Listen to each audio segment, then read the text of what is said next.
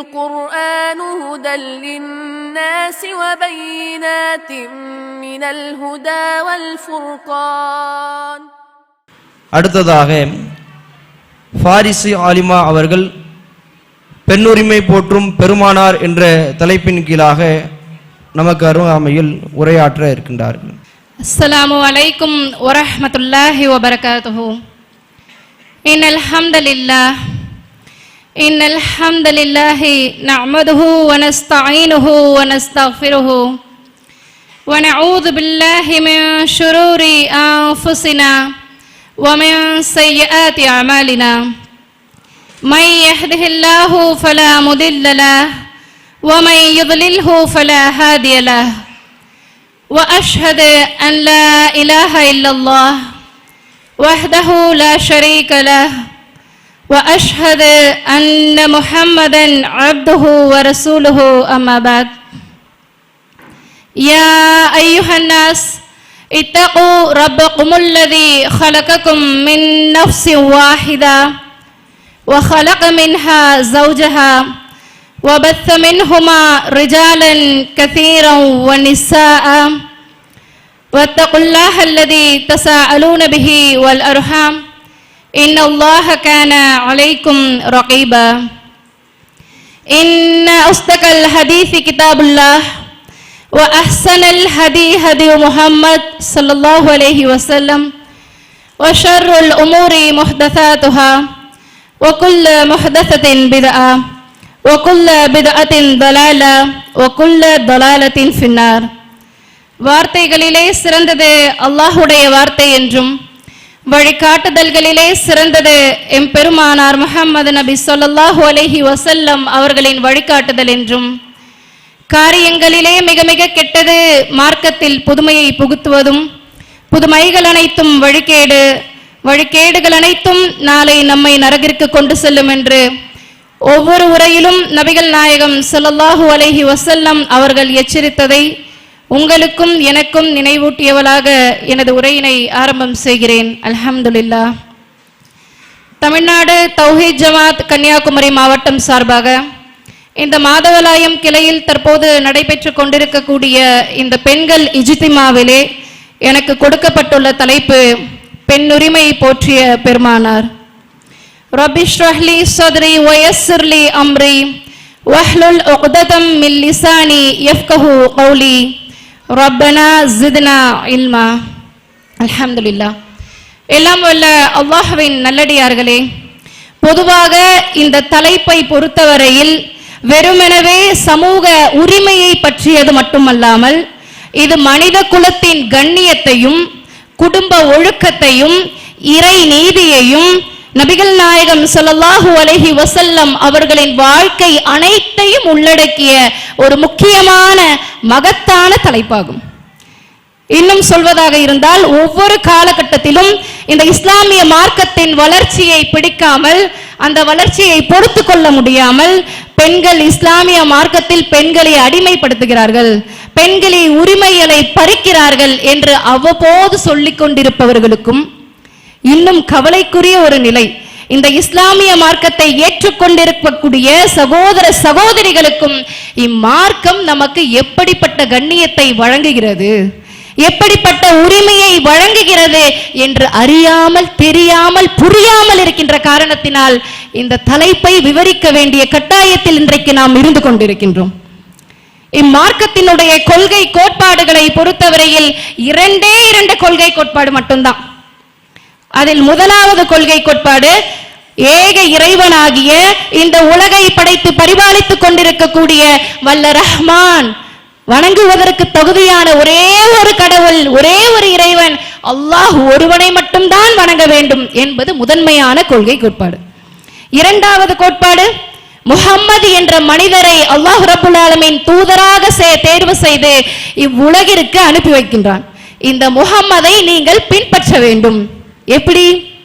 அன்னபியு அவுலா bill முஃமினீன மின் அன்ஃபுஸிஹிம், நம்பிக்கை கொண்ட முஃமின்களுக்கு இந்த முஹம்மது அவர்களின் உயிரை விட மேலானவராக இருப்பார்.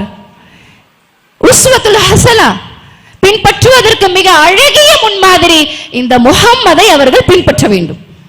இந்த முகம்மது சொல்லக்கூடிய கொள்கை கோட்பாடுகளை அவர்களுடைய தங்களுடைய வாழ்க்கை நெறியாக எடுத்துக்கொள்ள வேண்டும் என்று அல்லாஹ் ரப்பல் ஆலமீன் அல்லாஹ்வின் தூதர் ரசூல் ஸல்லல்லாஹு அலைஹி வஸல்லம் அவர்களை இந்த மனித குலத்திற்கு ஒரு அருட்கொடையாக, ஒரு கிஃப்டா, ஒரு பரிசாக வழங்குகிறான்.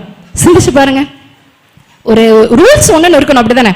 ஒரு மனிதன் இருப்பதாக இருந்தால் ஒரு மனிதன் எப்படியெல்லாம் வாழணும், அவன் எப்படி சாப்பிடணும், அவன் எப்படி நடக்கணும், இந்த மாதிரியான சில கட்டுப்பாடுகள், சில விஷயங்கள் நமக்கு தெரியவே இல்லைன்னா எப்படி நம்முடைய வாழ்க்கையை நடத்த முடியும்? இப்போ ஒரு இடத்தை நாம போய் சென்று அடையிறோம், ஒரு இலக்கை வைக்கிறோம், ஒரு ஊர்ல இருந்து மற்றொரு ஊருக்கு நாம செல்றோம். அப்படி போனோம்னா நமக்கு ஒரு டைரக்ஷன் தெரியணுமா இல்லையா? வழி தெரியணும், அப்படிதானே? வழி தெரியாம இருந்தா அந்த ஊரை போய் நாம சென்றடைய முடியுமா? கூகுள் மேப்ல போட்டா அது ஒரு டைரக்ஷனை கரெக்டா காட்டி கொடுத்துரும். அப்ப நம்முடைய ஒட்டுமொத்த வாழ்க்கையின் வழிகாட்டி யாரு? அல்லாஹ்வின் தூதர் ரசூல் ஸல்லல்லாஹு அலைஹி வஸல்லம் அவர்கள். அவர்கள் சொல்லி காட்டக்கூடிய இந்த மார்க்கத்தை, இந்த பெண்களுக்கு கொடுக்கக்கூடிய உரிமையை நாம் எப்படி முதலில் விளங்கி வைத்திருக்க வேண்டும்? சிந்திச்சு பாருங்க. இன்றைக்கு பெரும்பான்மையான இஸ்லாமிய சமுதாயங்களுக்கே தெரியவது கிடையாது. என்ன சொல்றாங்க? ஃபெமினிசம். இஸ்லாமிய சமுதாயம், இஸ்லாமிய பெண்கள் ஃபெமினிசம் பேசுறாங்க. இஸ்லாமிய மார்க்கம் எங்களுக்கு வழங்கிய உரிமையே கிடையாது. இந்த உலகத்திலே எங்களுக்கு என்னவெல்லாம் உரிமை வழங்கப்பட்டிருக்கு தெரியுமா? எப்படியெல்லாம் எங்களுக்கு சுதந்திரம் கொடுக்கப்பட்டிருக்கிறது என்று தெரியுமா? கவலைக்குரிய நிலை. அவர்களிடத்துல போய் கேட்டு பாருங்க, இஸ்லாமிய மார்க்கம் என்ன உரிமைகளை வழங்குது, என்ன கண்ணியத்தை வழங்குது? அது சொல்லியிருக்காங்க, இஸ்லாமிய மார்க்கம் நிறைய உரிமைகளை வழங்குது, நிறைய கண்ணியத்தை வழங்குது, நிறைய சட்டத்திட்டங்களை சொல்லி காட்டுகிறது. இன்னும் அல்லாஹ்வின் தூதர் ரசூல் ஸல்லல்லாஹு அலைஹி வஸல்லம் அவர்களை அல்லாஹ்வுடைய தூதர் யார், இளைய சமுதாயத்தில் இருக்கக்கூடிய பெண்மணிகளாயினும் சரி, ஆண்களாயினும் சரி, எல்லோரையும் குறிப்பிடவில்லை. அல்லாஹ் பாதுகாத்தவர்களை தவறுகளை. சில இடங்கள்ல சில நபர்கள் இடத்துல கேட்டுப்பட்டா என்ன சொல்லுவாங்க? அவங்க இஸ்லாத்துக்காக போராடின ஒரு தியாகி. எப்படி? இந்திய நாட்டின் சுதந்திரத்துக்காக போராடின தியாகி மாதிரி இஸ்லாத்துக்காக போராடிய ஒரு தியாகி. அப்படிதான் இன்றைக்கு இஸ்லாமிய சமுதாயத்தில் சில பெண் பிள்ளைகளின், குறிப்பாக இளைஞர்கள் பெண் பிள்ளைகளின் மனதில் பதிய வைக்கப்பட்டிருக்கிறது. அப்ப இதுக்கு என்ன அர்த்தம்? இன்றைக்கு உலகளாவிய, இன்றைக்கு ஐரோப்பிய நகரம் என்று சொல்லக்கூடிய, மேற்கத்திய நாடுகள் என்று சொல்லக்கூடியவர்கள் பெண் உரிமை, ஃபெமினிசம் பேசிக் கொண்டிருக்கிறார்கள். இஸ்லாமிய மார்க்கம் பெண்களை அடக்குமுறை செய்கிறது, பெண்களுக்கு உரிமையை வழங்குவது கிடையாது, பெண்களுக்கு சுதந்திரத்தை வழங்குவது கிடையாது. ஆனால் அமெரிக்கா, பிரான்ஸ், இங்கிலாந்து சொல்லக்கூடிய, யூகே, கனடா என்று சொல்லக்கூடிய மேலை நாடுகளில், குறிப்பாக மேலை நாடுகளில் இன்றைக்கு இஸ்லாத்தை சாறை சாறையாக மக்கள் ஏற்றுக்கொண்டு வருகிறார்கள். அமெரிக்காவினுடைய பியூ ரிசர்ச் சென்டர் சொல்லக்கூடிய ஆய்வறிக்கையின்படி கிட்டத்தட்ட 60 முதல் 66% இம்மார்க்கத்தை, இஸ்லாமிய மார்க்கத்தை ஏற்றுக்கொள்ளக்கூடியவர்கள் ஆண்களை விட பெண்கள் அதிகமாக இருக்கிறார்கள். கவனிச்சு பாருங்க, ஆண்களை விட பெண்கள் அதிகமாக இருக்கிறார்கள். என்ன காரணம்? இந்த இஸ்லாமிய மார்க்கம் யதார்த்தம்னா என்னது? இஸ்லாமிய மார்க்கம் பெண்களை அடக்குமுறை செய்கிறது, பெண்களை இழிவுபடுத்துகிறது, பெண்களுக்கு உரிமையை வழங்க மறுக்கிறது. அப்படி இருக்கும்போது ஏன் இன்றைக்கு பெண்கள் இஸ்லாத்தை சாறை சாறையாக ஏற்றுக்கொள்ள வேண்டும்? சிந்திச்சு பார்க்கக்கூடிய ஒரு விஷயமா இல்லையா? இன்றைக்கு இஸ்லாத்தை ஏற்றுக்கொண்டிருக்கக்கூடிய சில சினிமா பிரபலங்களை கூட நாம எடுத்து பார்க்கலாம். பெண்களை குறிப்பிட, பெயர்களை குறிப்பிட விரும்பவில்லை. அவர்கள் என்ன சொல்றாங்க?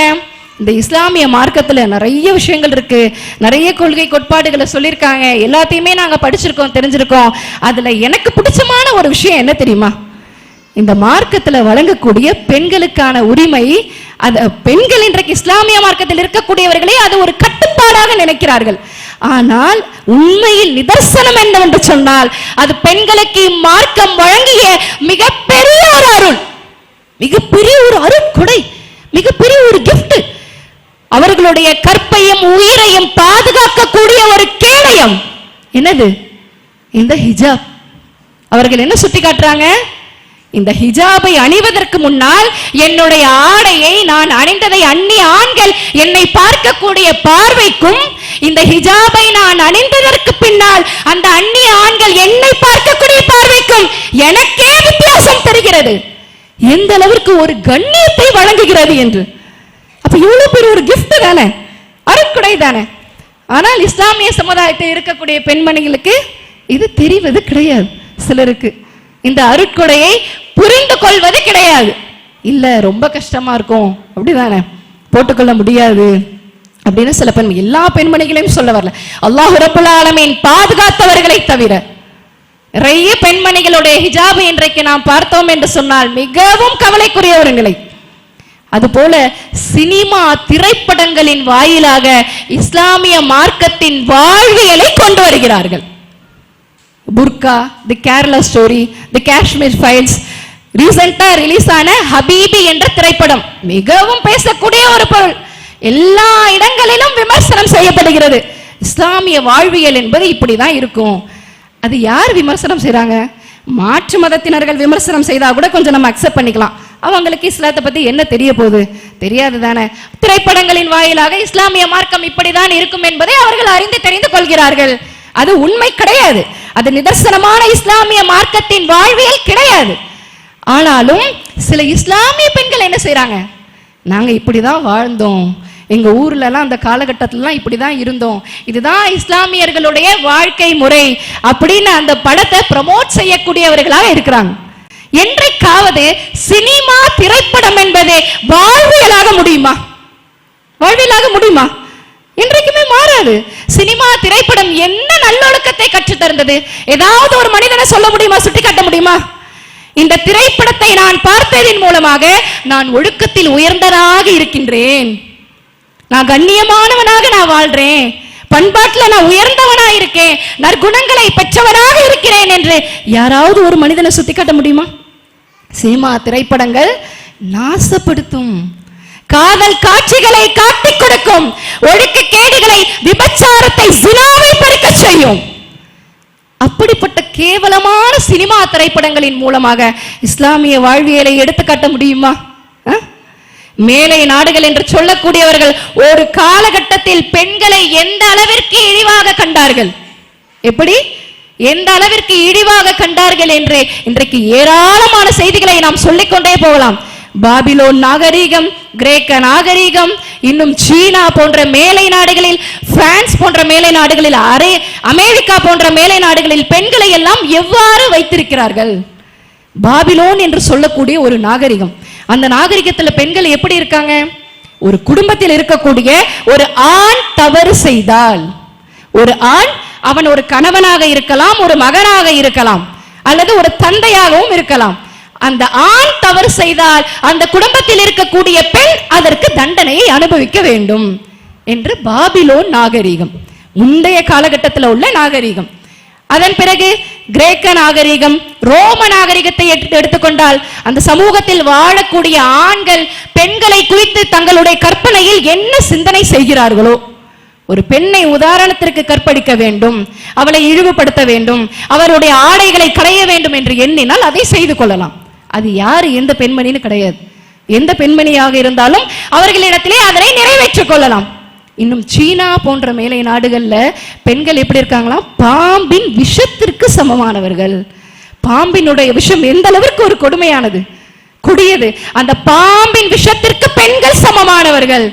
அமெரிக்கா, பிரான்ஸ் போன்ற நாடுகளில் பெயின் ஆஃப் வாட்டர், வலி நிறைந்த நீர், பெண்களை எப்படி சுற்றுறாங்க? வழி நிறைந்த நீர்.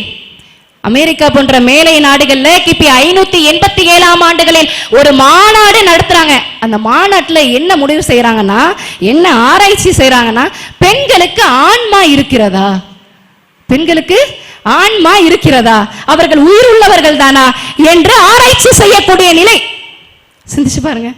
அதுவும் அன்றைய கால அரபு தீபகற்பத்தில் பெண் குழந்தைகள் பிறந்தாலே இழிவாக கருதக்கூடிய காலகட்டம், பெண் குழந்தைகளை உயிரோடு புதைக்கக்கூடிய காலகட்டம் முந்தைய காலகட்டத்தில் இருந்தது. இன்றைக்கு நாங்கள் எடுத்து சொல்கிறோம், இஸ்லாமிய மார்க்கம் பெண்களை எந்த அளவிற்கு கண்ணியப்படுத்துகிறது, கண்ணியத்தின் உச்சத்திலே கொண்டு போய் நிறுத்துகிறது என்பதை நாங்கள் உங்களுக்கு பட்டியலிட்டு காட்டுகிறோம். எப்படி பட்டியல் போட்டு காட்டலாம்? இஸ்லாமிய மார்க்கம் பெண்களை எந்த அளவிற்கு கண்ணியப்படுத்துகிறது.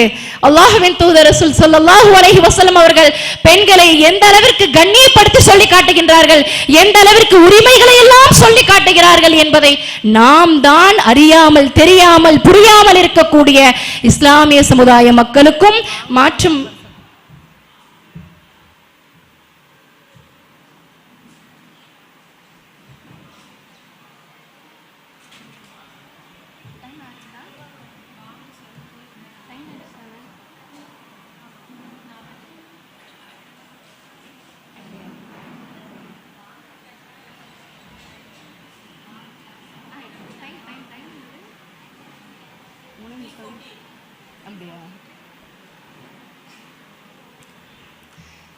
அல்லாஹ் ரப்புல் ஆலமீன் தன் திருமறை குர்ஆனிலே சொல்லி காட்டுகின்றான். சூரா நஹலிலே 58வது வசனத்திலே பெண் குழந்தைகளை பற்றி.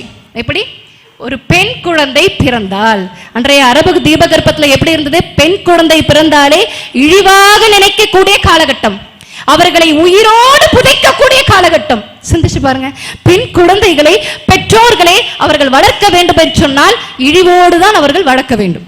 அப்படி இல்லையா, அந்த பெண் குழந்தைகளை அந்த பெற்றோர்களே உயிரோடு புதைத்து விட வேண்டும்.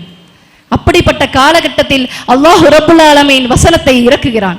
அன்றைய சஹாபாக்கள் எப்படி இருந்தாங்க? இதை அமல்படுத்தக்கூடியவர்களாக தான் இருந்தாங்க.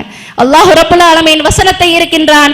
வ இதா புஷ்ஷிர அஹதுஹும் பில் ஊஸா, உங்களுக்கு பெண் குழந்தை பிறந்த நற்செய்தி கூறப்பட்டால் லல்ல வஜ்ஹுஹு முஸ்வத்தா, அவர்களுடைய முகங்கள் எல்லாம் கருத்து கவலை அடைந்தவர்களாக மாறிவிடுகிறார்கள். அல்லாஹ் ரப்புல் ஆலமீன் தன் திருமறை குர்ஆனிலே சூரா நஹல் சொல்லி காட்டுகின்றான் 58வது வசனத்திலே, வ இதா புஷ்ஷிர அஹதுஹும் பில் ஊஸா, உங்களுக்கு பெண் குழந்தை பிறந்த நற்செய்தி கூறப்பட்டால் லல்ல வஜ்ஹுஹு முஸ்வத்தா, அவர்களுடைய முகங்கள் எல்லாம் கருத்து கவலை அடைந்தவர்களாக மாறிவிடுகிறார்கள். எப்படி? அவர்களுடைய முகங்கள் எல்லாம் கருத்து கவலை அடைந்தவனாகி விடுகிறான். ஆனால் பெண் குழந்தை பிறந்த நற்செய்தி உனக்கு கூறப்பட்டால் எப்படி? பெண் குழந்தைகளை உயிரோடு புதைக்கக்கூடிய காலகட்டம். அல்லாஹ் ரப்புல் ஆலமீன் சட்டத்தை இயற்றுகிறான். பெண் குழந்தை பிறந்த நற்செய்தி உங்களுக்கு சொல்லப்பட்டா, பெண் குழந்தை என்பது நற்செய்தி. அல்லாஹ்வின் தூதர் ரசூல் ஸல்லல்லாஹு அலைஹி வஸல்லம் அவர்கள் சொல்லி காட்டுகின்றார்கள், யாருக்கு 2 பெண் குழந்தைகள் இருக்கின்றதோ, 3 பெண் குழந்தைகள் இருக்கின்றதோ, அவர்களை ஒழுக்கமுள்ளவர்களாக வளர்த்து எடுத்தார்களே ஆனால் அவர்களும் நானும் மறுமையில் இவ்வாறு சுவனத்தில் இருப்போம் என்று இஸ்லாமியர்களுடைய பெரும்பான்மையான முதன்மையான கொள்கை கோட்பாடே அல்லாஹ்வின் தூதருடன் நாளை மறுமையில் சுவனத்தில் ஒன்றாக பயணிக்க வேண்டும் என்பதுதான். அதுதான் அவர்களுடைய இலக்கு. எப்படி? 2-3 பெண் குழந்தைகளை யார் வைத்திருக்கிறார்களோ, அதை வெறும் பெண் குழந்தைகளை பெற்றால் மட்டும் போதாது, ஒழுக்கம் உள்ளவர்களாக, பண்பாளர்களாக, பக்குவப்பட்டவர்களாக, ஒழுக்கத்தை போதித்தவர்களாக, சாலிஹான பிள்ளைகளாக, ஒழுக்கம் உள்ளவர்களாக வார்த்தெடுத்தோமே ஆனால் அந்த பெற்றோர்களுக்கே நாளை மறுமையில் இறைவன் கொடுக்கக்கூடிய கிஃப்ட் அல்லாஹ்வின் தூதர் ரசூல் ஸல்லல்லாஹு அலைஹி வஸல்லம் அவர்களோடு சுவனத்தில் இவ்வாறு இருப்பார்கள்.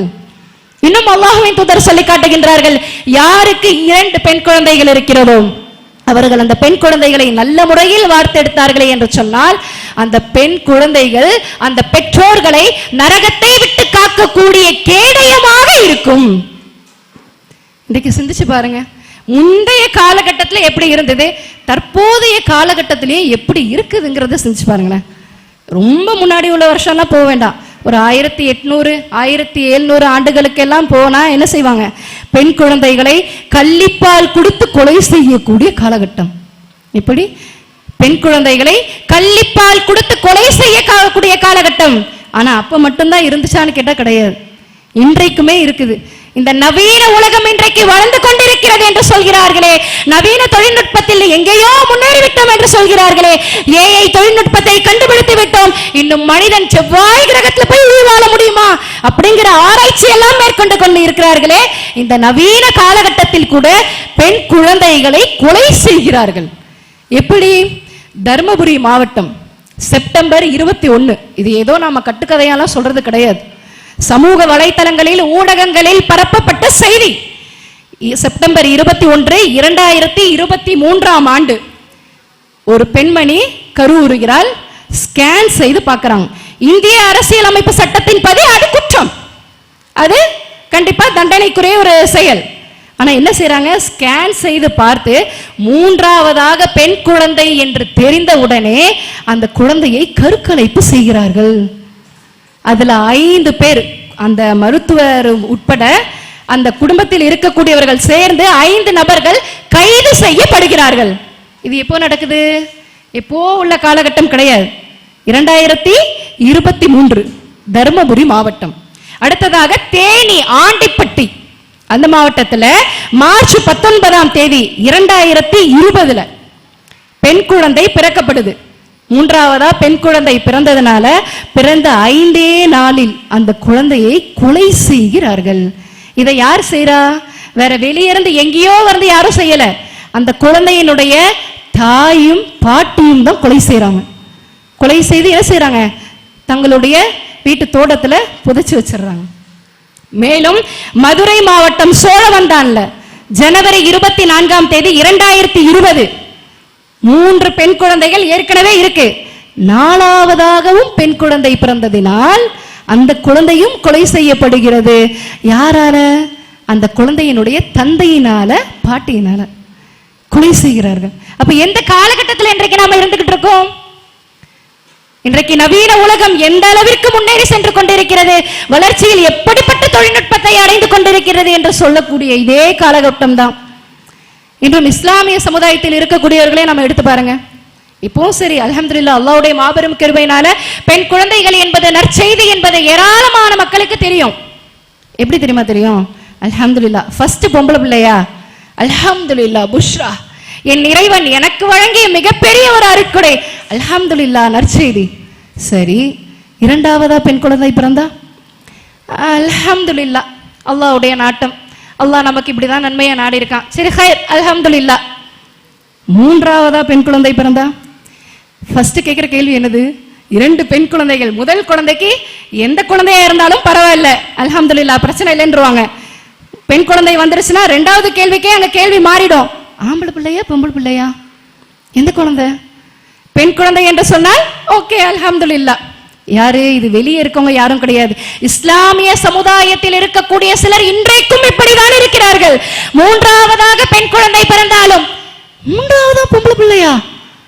இப்ப நகை விற்கிற விலைவாசியை பார்த்தா எப்படி இந்த குமரையெல்லாம் நாம கரை சேர்த்த போறோம்னு தெரியலையே. அப்படிதானே? ஒரு சவரன் நகை 1 லட்சத்தையே தாண்டி போயாச்சு. பெண் குழந்தைகளுக்கு எப்படி போட்டு கட்டி கொடுக்க போறோன்னே தெரியலையே. அதையும் தாண்டி 4வதா பெண் குழந்தை வந்தா, ஃபர்ஸ்ட் 4வதுக்கு முயற்சியே செய்ய மாட்டாங்க. 3 பெண் குழந்தை, அல்ஹம்துலில்லாஹ், போதும்பா. ஒருவேளை 4வதா பெண் குழந்தை வந்ததுன்னா அவ்வளவுதான், நம்மளால என்ன செய்ய முடியும்? இன்றைக்கும் இஸ்லாமிய சமுதாயத்தில் இருந்து கொண்டிருக்கிறது. சில மக்கள், சில ஆண்களும் கேட்கிறார்கள், என்ன 3வதும் பொம்பளை பிள்ளையா? இதுல வேற 4வதும் பொம்பளை பிள்ளையா? அப்படிதானே? அல்லாஹ் ரப்பல் ஆலமீன் சொல்லி காட்டுகின்றான், புஷ்ரா, உங்களுக்கு நற்செய்தி. இந்த ஹதீஸையும் இந்த குர்ஆன் வசனத்தையும் சிந்திக்கக்கூடியவர்களாக இருப்பாங்களா? பெற்றோர்களை நரகை விட்டு காக்கக்கூடிய கேடயமாக இருக்கிறது, சுவனத்தை பெற்று தரக்கூடிய பரிசாக, அருளாக இருக்கிறது என்பதை சிந்தித்து பார்க்கக்கூடியவர்களாக இருக்கிறார்களா? குர்ஆன் வசனங்களை படித்து தெரிந்து அறிந்து கொண்டவர்கள் மட்டும் அல்ஹம்துலில்லாஹ். ஏன்னா தற்போதைய காலகட்டத்தில் குழந்தை பாக்கியம் கிடைப்பது என்பதே மிகப்பெரிய சிரமம். திருமணம் முடித்து 10 ஆண்டுகள், 20 ஆண்டுகள், 15 ஆண்டுகள் குழந்தை இல்லையே. எந்த குழந்தையா இருந்தாலும் சரிதான், அல்ஹம்துலில்லாஹ். ஆண் பிள்ளையாக இருந்தாலும் சரி, பெண் பிள்ளையாக இருந்தாலும் சரி, அல்ஹம்துலில்லாஹ், என் இறைவனுடைய மாபெரும் அருள் எனக்கு கிடைத்து விட்டதே என்று ஏங்கிக் கொண்டிருக்கக்கூடிய எத்தனையோ பெற்றோர்கள் இதே சமூகத்தில் வாழ்ந்து கொண்டிருக்கிறார்கள். ஒரு குழந்தை இருந்ததா, அடுத்து 2வது குழந்தை இல்லையே. ஒண்ணுமே இல்லையேன்றவனுக்கு இல்லைன்ற பிரச்சனை, ஒன்னு இருந்தா இது இல்லையே, இன்னொன்னு இல்லையேங்கிற பிரச்சனை. என் பிள்ளை தனியா தானே இருக்கு, ஒரே ஒரு பிள்ளை தானே இருக்கு, அதுக்கு துணைக்கு இன்னொரு பிள்ளை வேணுமே. அப்படிதானே? இந்த இஸ்லாமிய சமுதாயம் இப்படி சிந்திக்கக்கூடிய சமுதாயமாகவும் இருந்து கொண்டிருக்கிறது. இன்றைக்கு ஆய்வு அறிக்கையின்படி பார்த்தா இந்திய நாட்டில் கிட்டத்தட்ட ஒரு நாளைக்கு 420 கருக்கலைப்புகள் செய்யப்படுகிறது. இப்படி பெண் குழந்தைகள் என்று தெரிந்து 420 கருக்கலைப்புகள் செய்யப்படுகிறது. 475 குழந்தைகள், பெண் குழந்தைகள் பிறந்து கொலை செய்யப்படுகிறது. சிந்திச்சு பாருங்க, எப்படிப்பட்ட நாட்டில் இன்னைக்கு நாம வாழ்ந்துகிட்டு இருக்கோம். இந்த இஸ்லாமிய மார்க்கத்தை நாம் மக்களிடத்திலே கொண்டு போய் சேர்க்க வேண்டுமா இல்லையா? முதல்ல அதை நாம தெளிவா புரிஞ்சிருக்கணும். அப்படிதானே இல்லையா? அல்லாஹ்வின் தூதர் ரசூல் ஸல்லல்லாஹு அலைஹி வஸல்லம் பெண் குழந்தைகளை எந்த அளவிற்கு பார்க்கறாங்க தெரியுமா? தன்னுடைய மகளான ஃபாத்திமா அலியை குறித்து அவர்கள் சொல்லுகிறார்கள், என்னுடைய ஈரல் குலை அவள், என்னுடைய மகள் ஃபாத்திமா என்னுடைய ஈரல் குலையின் ஒரு துண்டு. அல்லாஹ்வின் தூதர் ரசூல் ஸல்லல்லாஹு அலைஹி வஸல்லம் அவர்களை ஃபாத்திமா அலி அவர்கள் பார்க்க வந்தால் அல்லாஹ்வின் தூதர் அவர்கள் வேகமாக எழுந்து ஓடி வந்து தன்னுடைய மகளை வரவேற்பார்களாம். உள்ள வாங்க, கூப்பிட்டு உட்கார வச்சு அந்த மகளுக்கு கொடுக்க வேண்டிய, பருக வேண்டிய பானத்தை கொடுப்பாங்க. அந்த அளவிற்கு கண்ணியப்படுத்தினாங்க. அல்லாஹ்வின் தூதர் சொல்லி காட்டுகின்றார்கள் தன் மகளிடத்திலே, ஃபாத்திமாவே, நீ இந்த உலகத்துல உனக்கு என்ன வேணும்னாலும் கேளு, ஒரு தந்தையாக நான் உனக்கு வாங்கி தருகிறேன், ஆனால் மறுமையில் ஒருபோதும் என்னிடத்தில் வந்து நின்று விடாதே. அங்கு என்னால் உனக்கு எதையுமே செய்ய முடியாது. பெண் குழந்தைகளை எவ்வாறு பார்க்க வேண்டிய ஒரு காலகட்டம். இன்னைக்கு பெண் குழந்தைகளையும் எப்படி பார்க்கறாங்க? ஆம்பளை பிள்ளை மட்டும்தான் தான் வாரிசு, ஆண் மட்டும்தான் வாரிசு, அவன் தான் கடைசி வரைக்கும் நம்மளை வச்சு காப்பாற்ற போறான். பெண் பிள்ளை கிடையாது. பெண் பிள்ளையில இருக்கும் போது எப்படி இருக்க முடியும்? பெற்றோர்கள் போய் இழுத்தாலுமே கொண்டாங்குடுத்தான் வீட்டுல எப்படி போய் வாழ்றது? அது நம்ம இருக்க முடியாது தானே. அதுக்கு நாம தனியாவே இருந்துட்டு போயிடலாம். பெண் குழந்தைகளை கட்டி கொடுத்த இடத்துல போய் வாழ முடியாது. பெண் என்பவள் என்றைக்கா இருந்தாலும் இன்னொரு வீட்டுக்கு போகக்கூடியவ தானே, அவ நமக்கு நிலையானவ கிடையாது. ஆண் குழந்தை மட்டும்தான் வாரிசு, அது மட்டும்தான் நமக்கு நிலையானது என்று சிந்திக்கக்கூடிய மக்கள் இன்றைக்கு இருந்து கொண்டுதான் இருக்கிறார்கள். இதே 2020 சொல்லக்கூடிய நவீன உலக காலகட்டத்தில் இது என்றைக்கு மாறும் என்று தெரியாது. அல்லாஹ் ரப்புல் ஆலமீன் பாதுகாக்க வேண்டும். அந்த மாற்றத்தை நாம் தான் முதலில் உருவாக்க வேண்டும். மேலும் அல்லாஹ்வின் தூதர் ரசூல் ஸல்லல்லாஹு அலைஹி வஸல்லம் அவர்கள் இந்த பெண்களுக்கு கல்வி கற்கக்கூடிய உரிமையையும் கற்றுத் தருகிறார்கள். எப்படி? அல்லாஹ் ரப்புல் ஆலமீன் முதலாக வசனத்தை இறக்குகிறான். அல்லாஹ்வின் தூதர் ரசூல் ஸல்லல்லாஹு அலைஹி வஸல்லம் அவர்களுக்கு இக்ரா பிஸ்மி ரப்பிக்கல் லதீ ஹலக், நபியே யாவற்றையும் படைத்த உமது இறைவனின் திருப்பெயரால் நீங்கள் ஓதுவீராக. ஆண்கள் மட்டும்தான் படிக்கணும், கல்வியை கத்துக்கணும், பெண்கள் கற்றுக்கொள்ள கூடாது என்பது கிடையாது. யாவற்றையும் படைத்த உமது இறைவனின் திருப்பெயரால் நீங்கள் ஓதுவீராக. மேலும் அல்லாஹ் சொல்லி காட்டுகின்றான், ஹல் யஸ்தவில் லதீன யஅலமூன வல்லதீன லா யஅலமூன். மார்க்கத்தை கற்றுக்கொண்டவர்களும் அறிந்தவர்களும் கற்காதவர்களும் அறியாதவர்களும் சமமாவார்களா? இன்றைக்கு ஏராளமான படிப்புகள் படிக்கிறாங்க, அப்படிதானே? இன்ஜினியர் படிக்கிறாங்க, டாக்டர் படிக்கிறாங்க, எம்ஃபில் படிக்கிறாங்க. எல்லா படிப்புகளும் படித்தவர்களும் படிக்காதவர்களும் சமமாவார்களா? சமமாக மாட்டாங்க தானே. கவர்மெண்ட் ஜாப்னே வச்சுக்கோமே, அவர் கவர்மெண்ட் ஆபீசர், கவர்மெண்ட் உத்தியோகம் பார்க்கக்கூடியவர், அவங்கெல்லாம் வேற லெவல், ஹை லெவல் பா, அப்படிதானே? பிரைவேட் ஜாப் பார்க்கக்கூடியவங்க எல்லாம் பெருசா பார்க்கறது கிடையாது. கவர்மெண்ட் ஆபீசர்னா ஒரு தனி இடம் தான். கல்வியை கற்றுக்கொண்டவர்களும் கல்வியை கற்காதவர்களும் சமமாகவே மாட்டார்கள் என்று மார்க்கம் சொல்லி காட்டுகின்றது.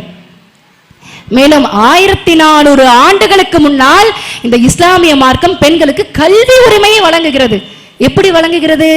அல்லாஹ்வின் தூதர் ரசூல் ஸல்லல்லாஹு அலைஹி வஸல்லம் அவர்களிடத்தில் மூத்த சஹாபிய பெண்மணிகள் எல்லாம் வருகிறார்கள். ஆயிஷா ரலி, உம்மு சுலைம் ரலி, அஸ்மா ரலி, உம்மு சலமா ரலி என்று சொல்லக்கூடிய மூத்த சஹாபிய பெண்கள் எல்லாம் அல்லாஹ்வின் தூதரிடத்தில் வருகிறார்கள். அல்லாஹ்வின் தூதரே, நீங்கள் கல்வியை கற்றுக் கொடுக்கிறீர்கள், மார்க்கத்தை சொல்லிக் கொடுக்கிறீர்கள், ஆனால் எங்களுக்கு முன் வரிசையில் ஆண்கள் இருப்பதினால் எங்களால் செவிமடுக்க முடியவில்லை. அன்றைய காலகட்டத்தில் இன்றைய காலகட்டம் போல மைக்கு ஸ்பீக்கர்லாம் கிடையாது. ஒருத்தவங்க பேசினா எல்லா இடத்துலையுமே கேட்காது. அப்ப அல்லாஹ்வின் தூதர் ரசூல் ஸல்லல்லாஹு அலைஹி வஸல்லம் அவங்க மார்க்க உபதேசம் செய்யப்படும் போது பின்னால் இருக்கக்கூடிய பெண்களுக்கு கேட்கல. அப்ப பெண்கள் எந்த அளவுக்கு ஆர்வமா முன் வந்து அல்லாஹ்வின் தூதர் இடத்துல கேட்கிறாங்க, அல்லாஹ்வின் தூதரே, எங்களுக்கென்ற ஒரு நாளை நீங்கள் தனியாக ஒதுக்குங்கள், அந்த நாளில் எங்களுக்கு மார்க்கத்தை பற்றி சொல்லிக் கொடுங்கள், கல்வியை கற்றுக் கொடுங்கள், நாங்கள் அதனை கற்றுக்கொண்டு எங்களுடைய வாழ்க்கையில் செயல்படுத்தக்கூடியவர்களாக இருக்கிறோம். அப்ப இன்றைக்கு ஃபெமினிசம் பேசக்கூடியவங்க என்ன சொல்றாங்க? இஸ்லாமியர்கள் என்ன செய்வாங்க? படிக்க வைக்க மாட்டாங்க, அப்படிதானே? முந்தைய காலகட்டத்தில் இருந்தது. அடுப்பூதும் பெண்களுக்கு படிப்பதற்கு ஒரு 5வது ஸ்டாண்டர்ட் படிச்சாங்கன்னாலே போதும், ஓரளவுக்கு எழுத படிக்க தெரிஞ்சிருச்சா, அவளுடைய பெயரை கையெழுத்த தமிழ்ல போட தெரிஞ்சுதா போதும். அதை தாண்டி 8வது வகுப்பு படிச்சா பெண் என்ன செய்வா? பருவ வயதை அடைஞ்சாச்சா போதும், 8வது படிச்சிருக்கால அதுவே மிகப்பெரிய டிகிரி படிப்பு, அது போதும் நிறுத்தக்கூடிய காலகட்டம். அதன் பிறகு 1990 1800 ஆண்டுகள் எல்லாம் 10ஆம் வகுப்பு படிக்கிறதே ரொம்ப பெரிய விஷயம். எஸ்எஸ்எல்சி முடிச்சிருக்கால உன் பொண்ணு, 8வது முடிச்ச காலகட்டம் போய் 5ஆம் வகுப்பு படிச்ச காலகட்டம் போய் எஸ்எஸ்எல்சி முடிச்சிருக்கால உன் பொண்ணு அப்படின்னு பெருமையா கேட்கக்கூடிய காலகட்டம் வந்தது. அதன் பிறகு இன்றைக்கான காலகட்டம் சிங்கிள் டிகிரியே பத்தாதுங்க. சிங்கிள் டிகிரியே பிள்ளைங்க இழிவா நினைக்கிறாங்க. ஒரே ஒரு சிங்கிள் டிகிரி தானா? என் கூட இருக்கக்கூடிய பிள்ளை அவ டபுள் டிகிரி படிக்கிறா, அவ ட்ரிபிள் டிகிரி படிக்கிறா, நானும் இன்னும் படிச்சுக்கிட்டே இருப்பேன், அப்படிதானே? படிக்கலாம், எந்த ஒரு தவறுமே கிடையாது. மார்க்கம் அதை தடை செய்யவும் இல்லை. இந்த உலக கல்விக்கு நாம் எந்த அளவிற்கு முக்கியத்துவம் கொடுக்கிறோமோ அதே போன்ற முக்கியத்துவம் மார்க்க கல்விக்கு நாம கொடுக்கிறோமா? சிந்திச்சு பாருங்க, கம்பேர் பண்ணி பாருங்க. கொஞ்ச நேரத்துக்கு முன்னாடி கூட பட்டிமன்றத்துல நம்ம பார்த்தோம், மார்க்க கல்விக்கு முக்கியத்துவம் கொடுப்பது ஆண்களா பெண்களான. மாஷா அல்லாஹ், நிறைய வகையில நிறைய குர்ஆன் வசனங்கள் ஹதீஸ்களை எல்லாம் மிக அழகிய முறையில எடுத்து வச்சாங்க. எல்லா விஷயங்களையும் கரெக்டா சொன்னாங்க, அப்படிதானே இல்லையா? இன்றைக்கு இஸ்லாமிய சமுதாய மக்களிடத்துல கூட தெரிஞ்சவங்களாவே இருக்கட்டுமே, மார்க்கம் தெரிந்தவர்களாக இருக்கட்டும், அவர்களிடத்தில் நாம சொன்னா என்ன சொல்றாங்க? ஆமா, எல்லாம் சரிதான் நீங்க சொல்றது, மார்க்க கல்வியும் முக்கியத்துவம் தான், அதுக்கும் நம்ம முக்கியத்துவம் கொடுக்கணும், இம்பார்ட்டன்ஸ் கொடுக்கணும். ஆனா என் பொண்ணு இந்த டிகிரி படிச்சுட்டு இருக்காளே, காலேஜ் போயிட்டு வராளே, அவளுக்கு கொஞ்சம் சிரமமா தானே இருக்கு, அவளுக்கு கஷ்டமா இருக்கு, அதை படிக்கிறதோடு இதையும் சேர்த்து படிக்க முடியாது. எப்படி? அந்த டிகிரியை படிக்கிறதுக்கு எத்தனை வருஷம் வேணாலும் செலவழிப்பாங்க, எத்தனை டிகிரி வேணாலும் படிப்பாங்க, 2 டிகிரி 3 டிகிரி வேணாலும் படிப்பாங்க. ஆனா அந்த மார்க்க கல்வியை வெறுமனவே 1 வருஷம் படிக்கிறதா இருந்தாலும் சரிதான், 2 வருஷம் 3 வருஷம் படிக்கிறதா இருந்தாலும் சரிதான், ரொம்ப கஷ்டமா இருக்கு, மண்டையிலேயே ஏற மாட்டேங்குது, புரியவே மாட்டேங்குது, குர்ஆன் வசனங்கள் எல்லாம் எவ்வளோ சிரமமா இருக்கு. அல்லாஹ் ரப்பல் ஆலமீன் எல்லாருக்கும் ஒரே அளவுதான் மூளையை கொடுத்தான். ஏன்னா டிஃப்ரெண்டா படிக்கக்கூடிய மார்க்க கல்வியை கற்றுக்கொள்ளுக்கு மட்டும் அல்லாஹ் தஆலா எக்ஸ்ட்ராவா மூளையை கொடுத்துறானா என்ன? கிடையாது, எல்லாருக்கும் சமமான அளவு தான் கொடுக்கிறான். இன்னமல் அமாலு பின்னியாத், செயல்கள் அனைத்தும் எண்ணங்களை பொறுத்தே, ஒவ்வொருவருக்கும் அவரவர் எண்ணியதுதான் கிடைக்கிறது. நாம எதை இலக்காக கொண்டு பயணிக்கிறோமோ அதுதான் நமக்கு கிடைக்கும். அதுவும் வேணும், இதுவும் வேணும். மார்க்க கல்வி இருந்தால் மட்டும்தான், அதிலும் குறிப்பாக ஆண்களை விட பெண்களுக்கு மார்க்க கல்வி எந்த அளவுக்கு முக்கியம் தெரியுமா? ஒரு ஆணிற்கு மார்க்கம் தெரிந்தது என்று சொன்னால் அவன் என்ன செய்வான்? தன்னுடைய வீட்டில் இருக்கக்கூடிய மனைவிக்கு சொல்லுவான், தன்னுடைய பிள்ளைகளுக்கு சொல்லுவான், தன்னுடைய பெற்றோர்களுக்கும் சொல்லுவான். வீட்டில் இருக்கக்கூடிய பெண்கள் என்ன செய்வாங்க? உடனே எல்லாரும் கேட்டு நடக்கக்கூடியவர்களா இருந்துருவாங்களா? சரி சரி சரி சரி, இன்ஷா அல்லாஹ் இன்ஷா அல்லாஹ் இன்ஷா அல்லாஹ், சரி இன்ஷா அல்லாஹ், அவ்வளவுதான். எப்படி? இன்ஷா அல்லாஹ் என்ற ஒற்றை வார்த்தையோடு நிறுத்தக்கூடிய பெண்மணிகளும் இருக்கிறார்கள், அதனை அமல்படுத்தக்கூடிய கணவனுக்கு கட்டுப்படக்கூடிய பெண்மணிகளும் இருக்கிறார்கள். ஆனால் இதுவே ஒரு பெண்ணுக்கு மார்க்க கல்வி கிடைத்தது என்று சொன்னால் அவள் சாதிப்பாள். பெண்ணுக்கு இயற்கையா இருக்கக்கூடிய குணம் பிடிவாதம் இருக்குமா இல்லையா? நாம என்ன நினைக்கிறோமோ அதை நம்ம சாதிச்சே தீரணும். கணவன் ஒரு டிஷ் சொன்னா, இதைதான் நீ உணவை சமைச்சு வைக்கணும்னு சொன்னா நாம ஒரு டிஷ்ஷை பிளான் பண்ணுவோம். இல்ல இல்ல, எனக்கு டைம் சேவிங் இதுதான், எனக்கு ஈஸியானது இதுதான், எனக்கு இதுதான் தெரியும், நான் இதுல தான் ஸ்பெஷலிஸ்ட், நான் இதை தான் செய்வேன். ஒரு டிசிஷன் எடுக்க தெரியுதுல்ல?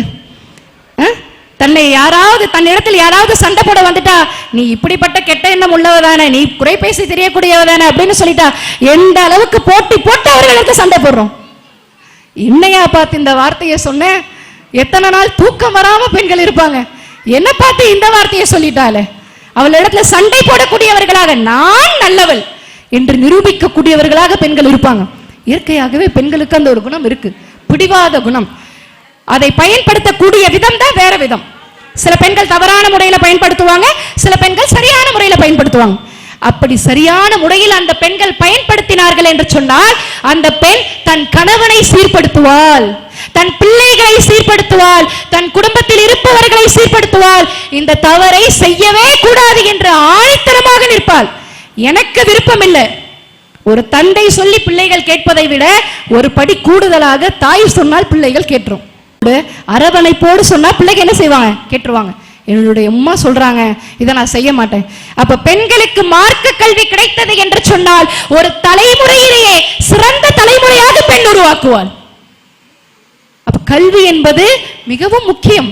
அது மார்க்க கல்வி, உலக கல்வி என்று மார்க்கம் தனியாக பிரிக்கவில்லை. ஆனால் கற்றுக்கொள்ளக்கூடியவர்கள் எப்படி இருக்கணும்? உலக கல்வியை கற்றுக்கொள்வதோடு மட்டும் நிறுத்திவிடாமல் மார்க்க கல்வியையும் கற்றுக்கொள்ளக்கூடியவர்களாக இருக்க வேண்டும். அன்னை ஆயிஷா ரலியல்லாஹு அன்ஹா அவர்களுடைய மார்க்க அறிவை நாம் பார்த்தோமே என்று சொன்னால் சுப்ஹானல்லாஹ், கிட்டத்தட்ட 2210 ஹதீஸ்களை அறிவித்திருக்கிறார்கள். ஹதீஸ்களை இமாம்கள், ஹதீஸ்களை ஆசிரியர்கள் ஆயிஷா ரலியல்லாஹு அன்ஹா அவர்களுடைய வாழ்க்கையை அவர்கள் எழுதுகிறார்கள், நூலிலே குறிப்பிடுகிறார்கள் என்று சொன்னால் இந்த ஒரு வரியை முதல் வரியாக போட்டுவிட்டு தான் ஆயிஷா ரலி அவர்களுடைய வாழ்க்கையை எழுதுவார்களாம். என்ன போடுறாங்க? உலகத்தில் இருக்கக்கூடிய ஒட்டுமொத்த பெண்களின் அறிவை ஒரு தராசு தட்டில் வைத்தாலும் அன்னை ஆயிஷா ரலியல்லாஹு அன்ஹா அவர்களுடைய அறிவை மறு தராசு தட்டில் வைத்தால் அன்னை ஆயிஷா ரலியல்லாஹு அன்ஹா அவர்களுடைய அறிவை மிகைத்து விடும் என்பார்களாம். ஆயிஷா ரலி அந்த அளவுக்கு அறிவானவங்க, மார்க்கத்தை அந்த அளவுக்கு கற்று தெரிந்து கொண்டார்கள். அல்லாஹ்வின் தூதர் ரசூல் ஸல்லல்லாஹு அலைஹி வஸல்லம் அவர்களுடைய காலத்திற்கு பிறகு மூத்த சஹாபாக்கள் எல்லாம் மார்க்கத்தில் ஏதேனும் குழப்பம் ஏற்பட்டால் ஆயிஷா ரலியல்லாஹு அன்ஹா அவர்களிடத்தில் மார்க்க தெளிவை பெற்றுக் கொள்வார்களாம். அந்த அளவிற்கு மார்க்கம் பெண்களுக்கு கல்வி கற்கக்கூடிய உரிமை வழங்குகிறது. இன்னும் இம்மார்க்கம் ஏராளமான உரிமைகளை வழங்குகிறது. நாம சொல்லிட்டே போகலாம். பெண்களுக்கு பொருளீட்டக்கூடிய உரிமை, பெண்ணுடைய திருமணத்தில் சம்மதத்திற்கான உரிமை, பெண்ணுக்கு கொடுக்கக்கூடிய விவாகரத்து என்று சொல்லக்கூடிய உரிமை, அதன் பிறகு பெண்களுக்கு கொடுக்கக்கூடிய சொத்து உரிமை.